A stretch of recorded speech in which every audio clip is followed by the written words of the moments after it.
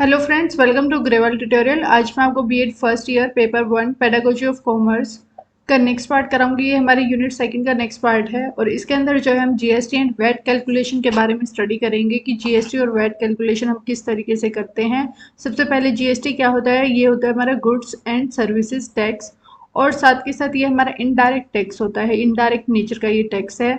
VAT क्या होता है? Value added tax. ये भी हमारा टैक्स जो है इनडायरेक्ट नेचर का टैक्स होता है। तो सबसे पहले हम जो है वैट के बारे में पहले पढ़ेंगे कि वैट क्या होता है। वैट क्या होता है? ये एक इनडायरेक्ट टाइप का टैक्स है जो कि किसके ऊपर लगता है? गुड्स और सर्विसेज के ऊपर लगाया जाता है for value added at every point of production और distribution cycle starting from raw material and going all the way to the final retail purchase. इसका मतलब क्या होता है कि यहाँ पर ये आपकी कंपनी है, मान लेते हैं ए कंपनी है, और इसको जो है क्या बनानी है? पाइप्स बनानी है। जो हमारी स्टील की पाइप होती हैं इनको वो बनाकर प्रिपेयर करनी है। तो उसके लिए क्या किया इन्होंने? पहले जो है लोहा, आयरन जो है खरीदा उन पाइप्स को बनाने के लिए। तो यानी कि आयरन क्या है? हमारा रॉ मटेरियल है। अब इसको जो है रॉ मटेरियल को इन्होंने प्रोसेसिंग में डाला। प्रोसेसिंग में डालने के बाद भी उसके बाद हमारा एंड प्रोडक्ट निकल के आया। तो ये जो है वेट क्या होता है? वैल्यू एडेड टैक्स क्या होता है? ये एक इनडायरेक्ट नेचर का टैक्स होता है जो कि गुड्स और सर्विसेज पर लगाया जाता है। जैसे जैसे वैल्यू ऐड होती जाएगी eight every point of production, her production के पॉइंट पे इस टैक्स को लगाया जाएगा, या डिस्ट्रीब्यूशन साइकिल पे। स्टार्टिंग कहाँ से होगी? हमारी रॉ मटेरियल से, और एंड कहाँ पर होगी? हमारी रिटेल परचेज, यानी कि जब तक रिटेलर जो है उसको परचेज नहीं कर लेता तब तक ये टैक्स जो है लगता रहेगा। The standard VAT rate are 18% and 12%। VAT जो है 18 और 12% लगता है। द रिड्यूस रेट इज, और जो ये अब हमारा रेट है वो 5% है। India has some zero rate goods. India के अंदर कुछ जो है ज़ीरो रेट गुड्स होती हैं, the sale of which must still be reported on your VAT return. जो कि उनकी सेल जो है आपको वैट रिटर्न के ऊपर दिखानी होगी। Even though no VAT is charge, चाहे उसके ऊपर कोई चार्ज ना लगाया जाए। कुछ ऐसी गुड्स हैं जिनके ऊपर टैक्स नहीं लगेगा, लेकिन आपको फिर भी उसको दिखाना होगा कहाँ पर? वैट रिटर्न के ऊपर। नेक्स्ट आता है हमारा वैट का कैलकुलेशन। वैट क्या होता है? वैट एंड जो सेल टैक्स कैलकुलेशन है उसको हम किस तरीके से करेंगे? तो नॉर्मल सा अगर हमारा पहले सबसे फॉर्मूला देखें तो वो क्या है? आउटपुट टैक्स माइनस में इनपुट टैक्स। यानी कि जब आपने बाहर सामान को बेचा और जब आप रॉ मटेरियल खरीद कर लाए थे तो उस पॉइंट का जो टैक्स है, यानी कि आउटपुट टैक्स माइनस में इनपुट टैक्स, उसको हम कहेंगे वैट। जो हमारा है एंड में कितना हमें वैट टैक्स देना होगा। तो इसके लिए जैसे कि एक एग्जांपल दिया गया है कि मिस्टर ए जो है वो आइसक्रीम शॉप रन करते हैं और वो क्या है? बाय करते हैं रॉ मटेरियल। कहाँ से? होलसेलर डीलर से वो सामान लेकर आते हैं, और उसने जो है 1 लाख रुपए जो है स्पेंड किए हैं उस प्रोडक्ट को खरीदने में, मतलब कि रॉ मटेरियल खरीदने में, जिसके ऊपर 10% का टैक्स लगाया गया है। यानी कि 1 लाख का 10% लगाया गया है टैक्स। इट मीन्स 10,000 रुपये जो उसने टैक्स दिया है। नेक्स्ट आता है, ये हमारा हो गया इनपुट टैक्स, क्योंकि रॉ मटेरियल क्या होता है? इनपुट होता है कि हम सामान खरीद कर लाएंगे, उसके बाद उसको प्रोसेस करेंगे, फिर उसको उससे क्या है? प्रोडक्ट बनकर तैयार होगा। तो ये हमारे 10,000 क्या आया? इनपुट टैक्स आ गया हमारे पास। नेक्स्ट आता है, after running business with great enterprising knowledge he make sales worth which 5 lakh. अब इसने क्या किया? कितने रुपए का सामान लेके आया था? 1 लाख रुपए का सामान लेके आया था। अब जो है इसने प्रोडक्ट जो है बनाने के बाद बेचा 5 लाख रुपए का, और वही सेम 10% अब इसके ऊपर भी चार्ज किया जाएगा, यानी कि 50,000 रुपये यहाँ पर हम चार्ज करेंगे। तो इन्होंने क्या किया? इनपुट लेके आए रॉ मटेरियल 1 लाख रुपए का, उसके ऊपर 10% टैक्स लगा जो कि 10,000 है।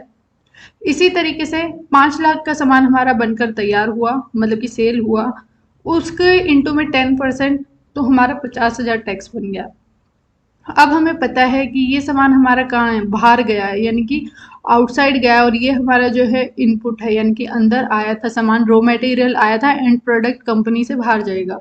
तो हमारा फॉर्मूला क्या था, आउटपुट टैक्स माइनस में इनपुट टैक्स, यानी कि 50,000 माइनस में 10,000 इज इक्वल टू 40,000, और 40,000 जो है वो हमारा वैट है जो कि मिस्टर ए को पे करना पड़ेगा बिजनेस के लिए।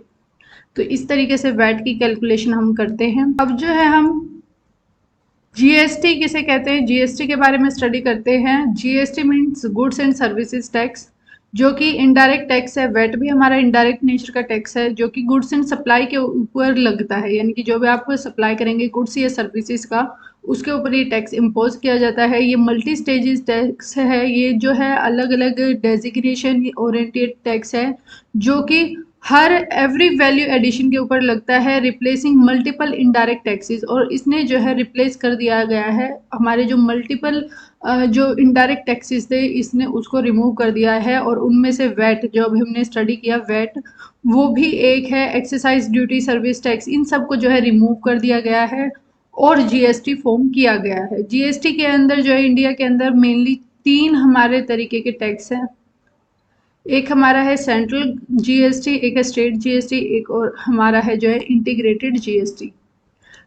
इसके अंदर क्या आएगा, अब इंटीग्रेटेड जीएसटी वगैरह, अब इसके बारे में हम डिटेल में स्टडी करेंगे। मेनली जो हमारे गुड्स और सर्विसेज के ऊपर टैक्स लगता है, उनको हमने 4 स्लैब्स के अंदर जो है डिवाइड किया है। First is 5% GST, second one is 12% GST, third one is 18% and fourth one is 28% GST. First आता है goods, state goods and services tax. हम किसे कहेंगे, यानी कि स्टेट जो है वो इम्पोज करेगी इस टैक्स को। जैसे कि स्टेट लिखा गया है, तो स्टेट जो है इम्पोज करेगी इस टैक्स को। State SGST is defined as one of the 2 taxes imposed on the transaction of goods and services of every state। यानी कि ये वो टैक्स है उन जो कि गुड्स और सर्विसेज के ऊपर इम्पोज किया जाता है हर स्टेट के द्वारा। Lived by the state government, state government इस टैक्स को लगाती है। SGST जो है रिप्लेस करता है every kind of existing state tax. इसने भी क्या किया है, मतलब कि हमारे जीएसटी ने सारे टैक्स को रिमूव कर दिया है। तो इसी तरीके से हमारे जो स्टेट जो टैक्स होते थे उनको भी इसने रिमूव किया है। जैसे कि हमारे सेल्स टैक्स होते थे, entertainment tax, VAT, entry tax, इन सबको इसके अंदर इंक्लूड कर दिया गया है और SGST अब जो है सबको देना होता है। नेक्स्ट आता है, और इससे जो भी अमाउंट अर्न होती है वो स्टेट गवर्नमेंट की रिवेन्यू कहलाएगी, यानी कि SGST से जितना भी कमाई होगी वो हमारी स्टेट गवर्नमेंट के लिए रिवेन्यू का काम करेगी। Next one is CGST। CGST यानी कि central goods and service tax. Central goods and service tax ये जो है सेंट्रल टैक्स होता है, जो कि लगाया जाता है जो भी गुड्स और सर्विसेज हैं। कोई भी ट्रांजेक्शन टेक प्लेस हो रही है विद इन द स्टेट, यानी कि किसी स्टेट के अंदर कोई भी ट्रांजेक्शन होती है तो वहाँ पर CGST भी इम्पोज किया जाता है।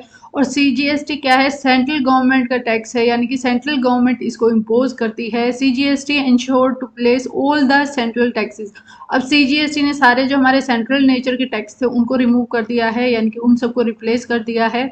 जिससे कि हमारा होता था state tax, CST tax, SAD tax, ये सबको जो है रिमूव कर दिया गया है। Price of goods and service under CGST are charge in accordance with the basic market price. जो होगा ना उसके बेस पर जो है CGST को चार्ज किया जाएगा, यानी कि उस जगह पर उस मार्केट में क्या रेट है उसके बेसिस पे हमारा जो है CGST कैलकुलेट किया जाएगा। Next one is integrated goods and service tax. Integrated goods and service tax जो है ये अप्लाई किया जाता है इंटरस्टेट के ऊपर। अगर आप कोई भी इंटरस्टेट ट्रांजेक्शन करते हैं तो उसके ऊपर जो है हमारा IGST लगता है। जैसे हरियाणा से जो सामान है वो राजस्थान जा रहा है या फिर मध्य प्रदेश जा रहा है, तो आप इंटरस्टेट कोई भी ट्रांजेक्शन कर रहे हैं तो उस टाइम पर जो भी टैक्स लगता है उसको हम कहते हैं IGST। IGST is also applicable on the goods being that are imported to distribute among the respective state। यानी कि जो import की गई है उनके ऊपर भी ये लगता है। The IGST is levied when movement of product or service occur from one state to another। ये जो टैक्स है ये तब लगाया जाता है जब वो एक स्टेट से दूसरे स्टेट में सामान को लेकर जाया जाता है। नेक्स्ट आता है UTGST, यानी कि union territory goods and service tax. हमारी जो यूटीज होती हैं उनके ऊपर जो है UTGST लगता है। और मेनली जो है इन्होंने 5 मेनली यूनियन टेरिटरीज के ऊपर इम्पोज किया गया है। फर्स्ट